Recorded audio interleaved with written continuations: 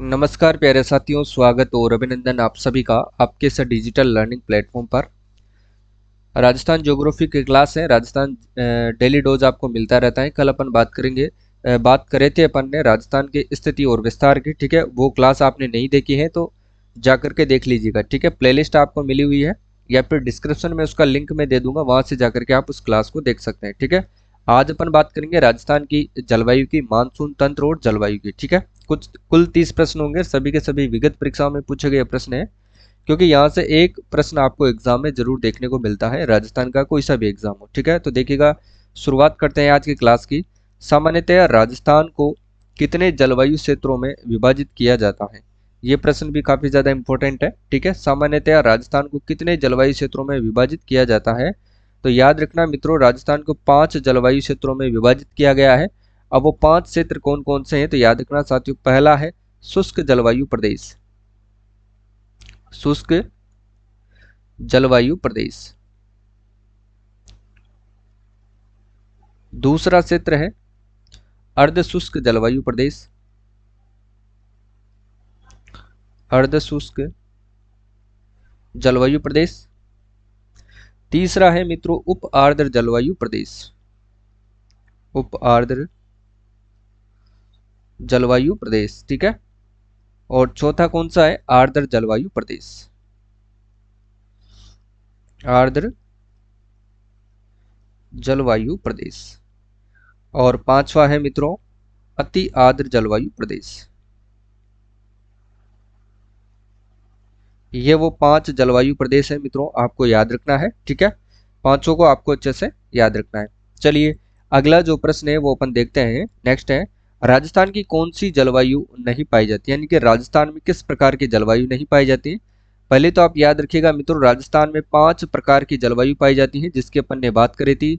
शुष्क जलवायु, अर्ध शुष्क जलवायु, आर्द्र जलवायु, अति आर्द्र जलवायु और उप आर्द्र जलवायु। ठीक है, तो राजस्थान में ध्रुवीय प्रकार की जलवायु नहीं पाई जाती है। ठीक है ना, ये आपको अच्छे से याद रखना है। चलिए नेक्स्ट क्वेश्चन देखते हैं अब अपन। शीत ऋतु में पश्चिमी राजस्थान में अधिक ठंड पड़ने का जो है प्रमुख कारण क्या है? यानी कि शीत ऋतु में पश्चिमी राजस्थान में अधिक ठंड पड़ने का प्रमुख कारण क्या रखा गया है मित्रों? तो ध्यान रखना, रेतीला धरातल होना। ठीक है ना, ये आपको अच्छे से याद रखना है। सबसे अधिक ठंड क्यों पड़ती है पश्चिमी राजस्थान में? क्योंकि वहां पर रेतीला धरातल होना, क्योंकि रेत क्या होती है मित्रों, सबसे ज्यादा सबसे कम समय में ये ठंडी होती है और सबसे कम समय में ये गर्म होती है। ये भी आपको अच्छे से याद रखना है। नेक्स्ट अपन देखते हैं, राजस्थान में कम वर्षा का कारण अरावली पर्वतमाला की निम्न में से कौन सी स्थिति के कारण है?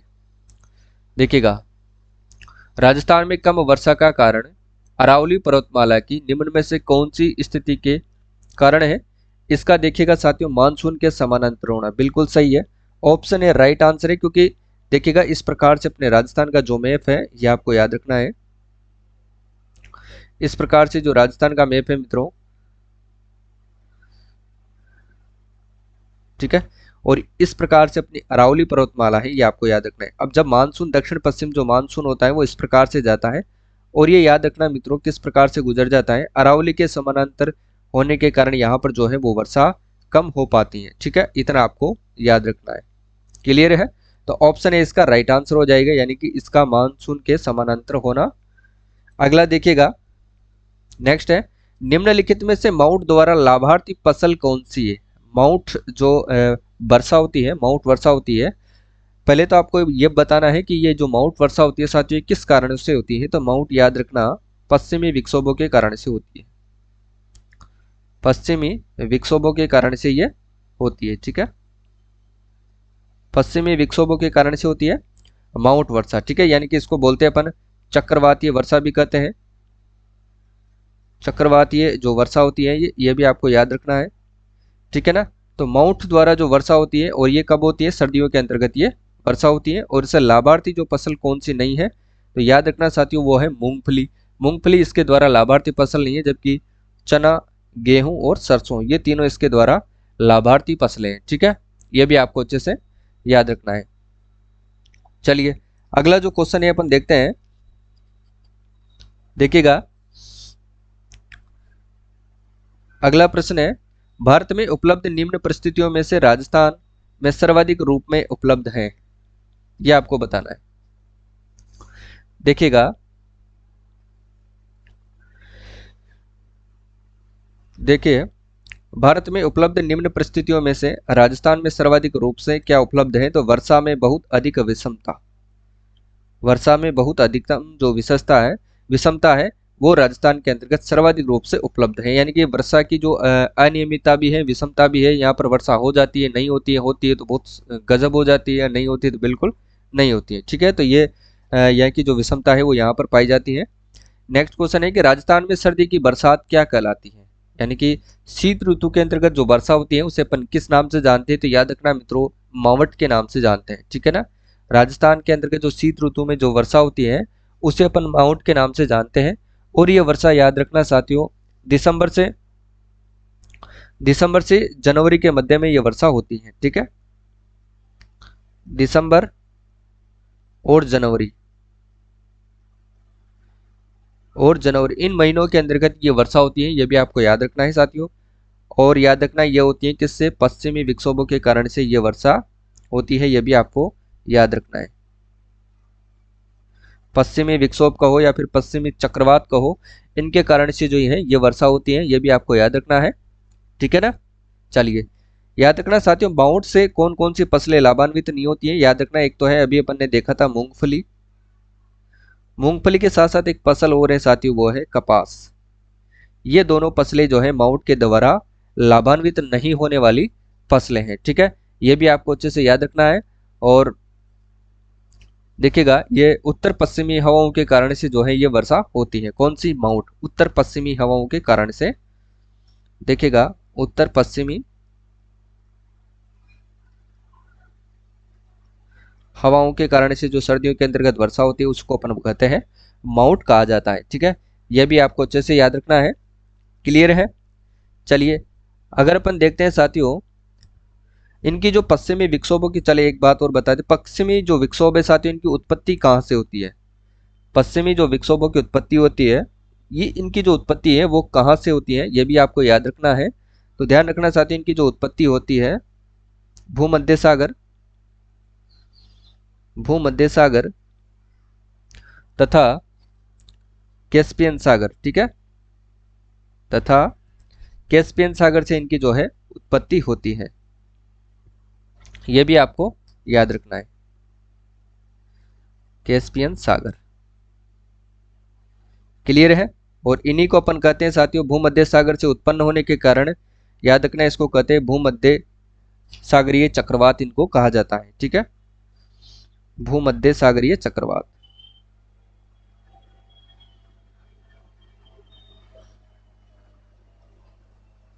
भूमध्य सागरीय चक्रवात इसको कहा जाता है, यह भी आपको याद रखना है। क्लियर है, ठीक है। चलिए, तो माउंट वर्षा आप सभी को पता हो गया होगा कि माउंट वर्षा किस किस कारणों से होती है। ठीक है ना, और याद रखना साथियों इसके बारे में एक बात और याद रखना, ये रबी की फसल के लिए गोल्डन ड्रॉप कहलाती है। ये बात तो इंपॉर्टेंट है, ये आपको अच्छे से याद रखना है। ध्यान रखना साथियों, ये रबी की फसल के लिए, देखिएगा रबी की फसल के लिए क्या कहलाती है, ये गोल्डन ड्रॉप कहलाती है।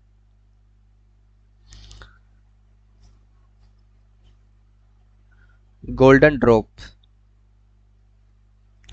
कहलाती है, ये भी आपको याद रखना है। ठीक है, क्लियर। चलिए नेक्स्ट क्वेश्चन अपन देखते हैं, राजस्थान की सर्दियों की वर्षा मुख्यतः होती है, राजस्थान में जो सर्दियों की वर्षा होती है वो किन हवाओं के कारण से होती है, उत्तर पूर्वीय हवाएं, दक्षिण पश्चिमी हवाएं, संवहनीय धाराओं से, या फिर उत्तर पश्चिमी हवाओं से। भी अपन ने देखा था उत्तर पश्चिमी हवाओं के कारण से ये वर्षा होती है। ठीक है, वर्षा ऋतु में मानसूनी हवाओं की दिशा क्या होती है, वर्षा ऋतु में जब मानसूनी हवाएं होती है तो उनकी दशा क्या होती है।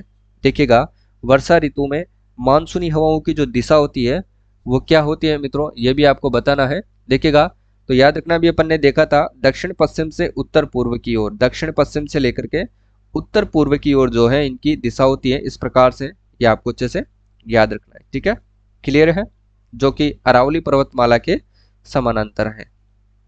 चलिए अगला देखते हैं अभी अपन, राजस्थान में शीतकालीन वर्षा होती है। तो राजस्थान में शीतकालीन वर्षा होती है, याद रखना ये किन के कारण से होती है। अभी अपन ने देखा था भूमध्य सागरीय चक्रवातों से, क्योंकि जो ये वर्षा जो होती है साथियों ये उत्पन्न कहाँ से होती है, इनकी जो धाराएं हैं वो कहाँ से उत्पन्न होती है, भूमध्य सागर और कैस्पियन सागर से ये उत्पन्न होती है। ठीक है, नेक्स्ट क्वेश्चन है, सामान्यतः राजस्थान में दक्षिणी पश्चिमी मानसून की अवधि होती है। सामान्यतः राजस्थान में दक्षिण पश्चिम मानसून की अवधि का से क्या होती है, दक्षिण पश्चिमी मानसून की अवधि याद रखना साथियों जून से लेकर के सितंबर तक होती है।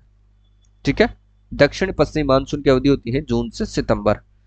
नेक्स्ट देखिएगा, मावठ क्या है ये आपको बताना है साथियों। मावठ अभी अपन ने देखा था कि राजस्थान में शीत ऋतु के अंतर्गत होने वाली जो वर्षा होती है उसको अपन मावठ कहते हैं, यानी कि ऑप्शन बी राइट आंसर है। राजस्थान में शीत ऋतु में होने वाली वर्षा मावठ कहलाती है। और याद रखना साथियों राजस्थान के अंतर्गत जो रबी की फसल बोई जाती है, रबी की फसल जो बोई जाती है साथियों उसके अंतर्गत ये क्या होती है, लाभदायक होती है। लाभदायक कहो या फिर उसके लिए गोल्डन ड्रॉप्स कहलाती है, गोल्डन ड्रॉप कहलाती है मित्रों। ये भी आपको याद रखना है। रबी की फसल के अंतर्गत कौन कौन सी फसलें आती हैं, तो याद रखना साथियों गेहूं, जौ, चना, सरसों, ये सब साथियों याद रखना ये किसके अंतर्गत आती हैं, रबी की फसलों के अंतर्गत आती हैं। ठीक है, चलिए अगला है कि राजस्थान का वह जिला जिसमें औसत वर्षा सबसे अधिक है वह कौन सा जिला है। औसत वर्षा जो है सबसे अधिक है वह जिला कौन सा है, तो याद रखना साथियों झालावाड़ जिला, जहां पर सबसे ज्यादा वर्षा होती है। और राजस्थान का दूसरा सबसे अधिक वर्षा वाला जिला कौन सा है, तो वह है बांसवाड़ा। ठीक है, बांसवाड़ा जिला है, ठीक है ना, जहां से कर्क रेखा गुजरती है। कर्क रेखा, कर्क रेखा याद रखना साथियों दो जिलों से गुजरती है, एक तो है डूंगरपुर और एक है बांसवाड़ा। ठीक है, क्लियर है। डूंगरपुर के चीकली गांव से गुजरती है, जबकि बांसवाड़ा के बोरकुंड गांव से होकर के गुजरती है। ये आपको अच्छे से याद रखना है। झालावाड़ सबसे ज्यादा वर्षा प्राप्त करता है। और याद रखना साथियों ये एमपी के साथ 520 किलोमीटर की सीमा बनाता है, जो कि सर्वाधिक है, राजस्थान में सर्वाधिक है। नेक्स्ट देखिएगा, निम्न में से राजस्थान का कौन सा क्षेत्र मानसून के अरब सागर शाखा से अधिकतम वर्षा प्राप्त करता है। तो निम्नलिखित में से राजस्थान का कौन सा क्षेत्र है जो मानसून के अरब सागरीय शाखा से अधिकतम वर्षा प्राप्त करता है, तो याद रखना साथियों दक्षिण और दक्षिण पूर्वी क्षेत्र। ठीक है ना, दक्षिण तथा दक्षिण पूर्वी जो क्षेत्र है वो अरब सागरीय शाखा से अधिकतम वर्षा प्राप्त करता है, यानी कि ऑप्शन डी को लॉक करना है। ऑप्शन डी बिल्कुल राइट आंसर है। ठीक है, क्लियर है। अगला देखिएगा, किस दिशा में राजस्थान में वर्षा की जो मात्रा में वृद्धि होती है, किस दिशा में राजस्थान में वर्षा की मात्रा में वृद्धि होती है, यह भी आपको बताना है। और काफी ज्यादा इंपॉर्टेंट प्रश्न है साथियों, याद रखना। तो उत्तर पश्चिम दिशा से दक्षिण पूर्व की ओर जो है राजस्थान में वर्षा की मात्रा में वृद्धि होती है। ठीक है, कहां से लेकर के, यानी कि उत्तर पश्चिम से दक्षिण पूर्व की ओर, इस प्रकार आपको याद रखना है। ठीक है, चलिए अगला अपन देखते हैं, राजस्थान में निम्नलिखित में से किस जिले में वार्षिक वर्षा में अधिकतम विषमता पाई जाती है। वर्षा की जो है विषमता सबसे अधिकतम किस जिले में पाई जाती है और किस प्रकार से वार्षिक वर्षा, दैनिक वर्षा नहीं साथियों, वार्षिक वर्षा में जो है अधिकतम विषमता पाई जाने वाला जो जिला है वो कौन सा है, ये आपको याद रखना है साथियों, जैसलमेर जिला। जैसलमेर जिला आपको अच्छे से याद रखना है। और याद रखना साथियों 70 डिग्री पूर्वी देशांतर रेखा कहाँ से गुजरती है, तो ये भी आपको याद रखना है जैसलमेर जिले से गुजरती है। और इसके बारे में दो चार बातें याद रखना साथियों, ये राजस्थान का पश्चिमी बिंदु है, ये भी आपको याद रखना है। पश्चिमी बिंदु कौन सा है साथियों, तो याद रखना जैसलमेर जिला है। और सबसे गर्म जिला भी यही है, ये भी आपको याद रखना है। इसके बाद अगर अपन बात करते हैं साथियों, तो याद रखना जैसलमेर जिले के अंतर्गत आकलवुड फॉसिल पार्क है, जीवाश्म उद्यान भी यहीं पर है, यह भी आपको अच्छे से याद रखना है। ठीक है, चलिए नेक्स्ट क्वेश्चन देखते हैं, राजस्थान के किस जिले में सबसे अधिक दैनिक तापांतर पाया जाता है। दैनिक तापांतर पूछ रहा है साथियों, ठीक है ना, अभी अपन ने देखा था दैनिक तापांतर जो है जैसलमेर जिले के अंदर पाया जाता है। ठीक है, यानी कि सबसे गर्म जिला कौन सा है दैनिक तापांतर के मामले में, तो वो है जैसलमेर जिला। क्लियर है, ठीक है, चलिए। और याद रखना साथियों ये अंतर्राष्ट्रीय सीमा रेखा की सबसे अधिक सीमा बनाता है 464 किलोमीटर की। ठीक है ना, ये भी आपको अच्छे से याद रखना है। श्रीगंगानगर भी एक अंतर्राष्ट्रीय जिला है, इसको याद रखना, अंतर्राष्ट्रीय सीमा रेखा बनाता है। ये बनाता है साथियों 210 किलोमीटर की, ये अंतर्राष्ट्रीय सीमा रेखा भी बनाता है, यानी कि आईबी भी बनाता है, और स्टेट बॉर्डर भी ये बनाता है, यानी कि स्टेट बॉर्डर और इंटरनेशनल बॉर्डर दोनों ही बनाने वाला जिला है श्रीगंगानगर। क्लियर है। और जोधपुर को किस नाम से जानते हैं साथियों, तो याद रखना सूर्य नगरी के नाम से जाना जाता है। क्लियर है। चूरू की बात करें तो साथियों याद रखना साथियों यहाँ पर ताल छापर अभ्यारण्य स्थित है, ताल छापर अभ्यारण्य स्थित हैं जो हिरणों के लिए प्रसिद्ध है, ठीक है ना। अभयारण्य स्थित हैं जो कि काले हिरणों के लिए ये प्रसिद्ध है। किसके लिए प्रसिद्ध है मित्रों? ये काले हिरणों के लिए ये प्रसिद्ध है। ये भी आपको अच्छे से याद रखना है। चूरू तालछापर झील भी यहाँ पर स्थित है जो खारे पानी की झील है। अगला देखिएगा, राजस्थान का सबसे शुष्क स्थान जो है फलोदी किस जिले में स्थित है? सबसे शुष्क स्थान जो है फलोदी, ये राजस्थान की किस जिले में स्थित है? याद रखना साथियों, जोधपुर जिले के अंदर स्थित है। और जोधपुर में ही सबसे शुष्क की बात आई तो याद रखना साथियों, विश्व का सबसे बड़ा जो सोलर पार्क है वो कहाँ पर स्थित है साथियों? सबसे बड़ा सोलर पार्क याद रखना साथियों, ये भी जोधपुर के अंदर है। और जोधपुर में कहाँ पर है मित्रों? ये आपको याद रखना है भड़ला। और भड़ला कहाँ पर है? जोधपुर के अंदर स्थित है। ये भी आपको अच्छे से याद रखना है, ठीक है ना। बाड़मेर के अंतर्गत साथियों रिफाइनरी भी है और यहाँ पर याद रखना साथियों तेल के कुएं भी मिलते हैं। और हाल ही में नवीनतम खोजा गया है, उसका नाम रखा गया है साथियों, नवीनतम तेल का कुआं खोदा गया है, उसका नाम दुर्गा रखा गया है। और यहीं पर साथियों याद रखना पचपदरा जो है झील स्थित है जो खारे पानी की झील है। और यहाँ से मोरली झाड़ी से जो नमक का उत्पादन किया जाता है खारवाल जाति के द्वारा, यह भी आपको याद रखना है, ठीक है। बीकानेर जिले की बात करते हैं साथियों तो याद रखना यहाँ पर कोलायत झील है जहाँ पर कपिल मुनि जी का जो मेला है वो कार्तिक मास की पूर्णिमा को बढ़ता है, ठीक है। कोलायत झील जो कि एक मीठे पानी की झील है, यह भी आपको अच्छे से याद रखना है। चलिए नेक्स्ट क्वेश्चन देखते हैं, राजस्थान को दो भागों में बांटने वाली समवर्षा रेखा कौन सी है? राजस्थान को दो भागों में बांटने वाली समवर्षा रेखा की मित्रों अगर अपन बात करें तो वो कौन सी है? वह है 50 सेंटीमीटर समवर्षा रेखा, ठीक है ना। ये राजस्थान को पूर्वी और पश्चिमी भाग में ये डिवाइड करती है, ये भी आपको अच्छे से याद रखना है, ठीक है। जबकि 25 सेंटीमीटर रेखा की बात करें तो साथियों याद रखना ये मरुस्थल को दो भागों में बांटती है, मरुस्थल को दो भागों में बांटती है, ये आपको याद रखना है। अब वो दो भाग कौन कौन से हैं तो ये भी आपको याद रखना है, शुष्क और अर्धशुष्क, ठीक है। शुष्क व अर्धशुष्क भागों के अंतर्गत ये उसको बांटते, किसको? मरुस्थल को। इतना आपको याद रखना है। चलिए अगला प्रश्न अपन देखते हैं, पश्चिमी रेतीले मैदान की पूर्वी सीमा निर्धारित होती है। पश्चिमी रेतीले मैदान की जो पूर्वी सीमा है वो किससे निर्धारित होती है? तो ये 50 सेंटीमीटर समवर्षा रेखा मित्रों निर्धारित करती है। नेक्स्ट है, राजस्थान के रेतीले शुष्क मैदान तथा अर्ध शुष्क संक्रमणकालीन मैदानों को कौन सी समवर्षा रेखा जो है अलग करती है? देखिएगा, रेतीले शुष्क मैदान तथा अर्ध शुष्क संक्रमणकालीन मैदानों को कौन सी समवर्षा रेखा जो है अलग करती है? अभी अपन ने देखा था वो कौन सी रेखा थी मित्रों? 25 सेंटीमीटर समवर्षा रेखा जो इन दोनों को शुष्क और अर्ध शुष्क के अंतर्गत विभाजित करती है। नेक्स्ट देखिएगा, ग्रीष्म ऋतु में कम वायुदाब को जो क्षेत्र होता है, ग्रीष्म ऋतु में कम वायुदाब का क्षेत्र होता है पूर्वी क्षेत्र में, उत्तर पूर्वी क्षेत्र में, दक्षिण पूर्वी क्षेत्र में या फिर उत्तर पश्चिमी क्षेत्र के अंतर्गत। तो इसका सही आंसर है ऑप्शन डी, यानी कि उत्तर पश्चिमी क्षेत्र के अंतर्गत सबसे कम वायुदाब होता है ग्रीष्म ऋतु के अंतर्गत, ठीक है। अगला देखिएगा, पुरवैया से तात्पर्य है, लगा लो स्टार्ट साथियों, इंपॉर्टेंट है आपके एग्जाम के पॉइंट ऑफ व्यू से। पुरवैया से क्या तात्पर्य है? पुरवैया याद रखना साथियों, ये जो हवाएं हैं ये पूर्व से पश्चिम की ओर चल रही है, इनको अपन कहते हैं पूर्वी पुरवैया, ठीक है। जो हवाएं पश्चिम से लेकर के पूर्व से लेकर के पश्चिम की ओर चलती हैं उनको अपन कहते हैं पुरवैया कहा जाता है। याद रखना साथियों, पूर्व से लेकर के पश्चिम की ओर चलने वाली हवाओं को पुरवैया कहा जाता है, ठीक है। अगला देखिए, राजस्थान में संभाव्य वाष्पीकरण और वाष्पोत्सर्जन की जो वार्षिक दर है सर्वाधिक जिस जिले में है वह जिला कौन सा है? संभाव्य वाष्पीकरण और वाष्पोत्सर्जन की जो वार्षिक दर है वो किस जिले में आपको देखने को मिलेगी?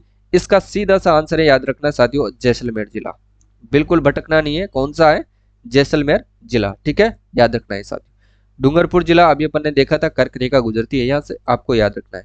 कोटा जिले के अंतर्गत कोटा संभाग भी है और ये वो संभाग है जहां पर सर्वाधिक नदियां बहती है, कोटा संभाग, ठीक है। गंगानगर, इसको अन्न का कटोरा कहते हैं, कपास और गेहूं का जो है उत्पादन सर्वाधिक यहीं पर होता है, ये भी आपको याद रखना है। और अगला देखिएगा, गर्मियों में माउंट आबू का तापमान राजस्थान के अन्य स्थानों की तुलना में कम रहता है, क्योंकि देखिएगा गर्मियों के अंतर्गत माउंट आबू का जो तापमान है साथियों राजस्थान के अन्य स्थानों की तुलना में कम रहता है। अब वो क्यों रहता है? इसका जो कारण देखिएगा, इसका कारण क्या है? देखिए, राजस्थान में माउंट आबू की समुद्र तट से दूरी में सर्वाधिक, एक तो ये कारण बनता है। और दूसरा कारण क्या है साथियों? माउंट आबू में मानसून की हवाओं का प्रभाव अधिक रहता है, या फिर माउंट आबू उच्चतर ऊंचाई पर अवस्थित है, या फिर माउंट आबू पर वायुमंडलीय दबाव कम है। क्या कारण है ये आपको बताना है, ठीक है। तो याद रखना है इसका जो सही कारण है कि माउंट आबू जो है उच्चतर ऊंचाइयों पर अवस्थित है, ठीक है ना। कहाँ पर स्थित है, इस प्रकार से समुद्र है, जबकि माउंट आबू की अपन स्थिति देखें तो इस प्रकार से है, ठीक है ना। ये माउंट आबू है, इसकी जो ऊंचाई है समुद्र तल से अधिक होने के कारण जो है ये अन्य स्थानों की तुलना में जो यहाँ पर तापमान है वो कम रहता है, ठीक है। ये आपको याद रखना है। माउंट आबू एक ऐसा स्थान है जहां पर साथियों राजस्थान की सबसे ऊंची चोटी है, यानी कि अरावली पर्वतमाला की सबसे ऊंची चोटी विद्यमान है, और उसका नाम है मित्रों गुरु शिखर। और इसकी चोटी की ऊंचाई की अगर अपन बात करें तो 1722 मीटर है, ठीक है। इसकी कई कई बार 1727 मीटर आपको एग्जाम में देखने को मिलती है, क्योंकि यहाँ पर एक मंदिर बना हुआ है साथियों, दत्तात्रेय ऋषि का जो मंदिर बना हुआ है उस मंदिर की ऊंचाई इसमें जब शामिल कर ली जाती है 5 मीटर, तो इसकी को टोटल ऊंचाई हो जाती है 1727 मीटर, ठीक है। ये आपको अच्छे से याद रखना है। इस पर एक मंदिर बना हुआ है दत्तात्रेय ऋषि का, जिसकी ऊंचाई है लगभग 5 मीटर। दोनों को जोड़ने के बाद जो है वो 1727 मीटर इस चोटी की ऊंचाई देखने को मिलती है। माउंट आबू सिरोही के अंतर्गत ये स्थित है, यह भी आपको याद रखना है, इंपॉर्टेंट चोटी है साथियों।